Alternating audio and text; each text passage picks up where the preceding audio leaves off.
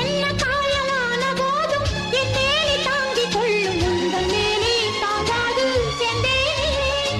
எந்தன் காதல் என்னவென்று சொல்லாமல் ஏங்க ஏங்க அழுகை வந்தது.